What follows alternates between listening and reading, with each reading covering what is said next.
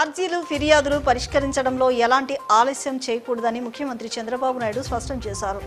కొందరు కలెక్టర్లు అర్జీలు తీసుకుని కారులోనే పడేస్తున్నారనే ఫిర్యాదులు వస్తున్నాయని, అలా జరగకూడదని సీఎం చంద్రబాబు నాయుడు స్పష్టం చేశారు.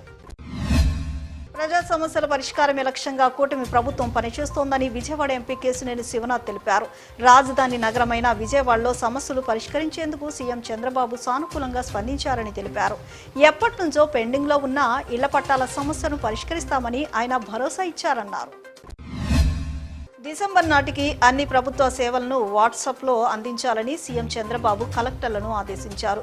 ప్రజలు కార్యాలయాల చుట్టూ తిరుగుతూ ఉంటే ఎంత సమయం వృధా అవుతుందో ఆలోచించి నిబంధనలు, ప్రొసీజర్స్ సులభతరం చేయాలని సూచించారు. కేంద్రంలోని ఎన్డీఏ ప్రభుత్వం రాష్ట్రంలోని కూటమి ప్రభుత్వం సాధిస్తున్న విజయాలను ప్రజల్లోకి తీసుకువెళ్లాలని బీజేపీ రాష్ట్ర అధ్యక్షులు పీవీఎన్ మాధవ్ పార్టీ శ్రేణులకు పిలుపునిచ్చారు.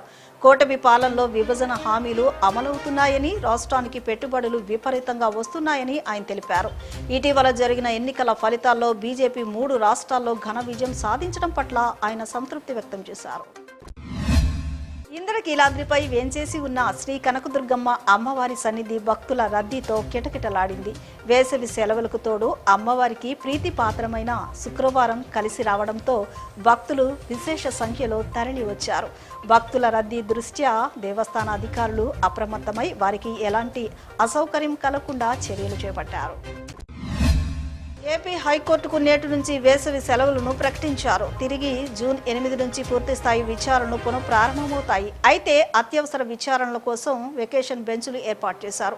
సెలవుల సమయంలో మే 12, 19, 26, జూన్ 2న అత్యవసర పిటిషన్లు దాఖలకు అవకాశం కల్పించారు. మే 14, 21, 28, జూన్ 4న వెకేషన్ బెంచ్లు విచారణ నిర్వహిస్తాయి.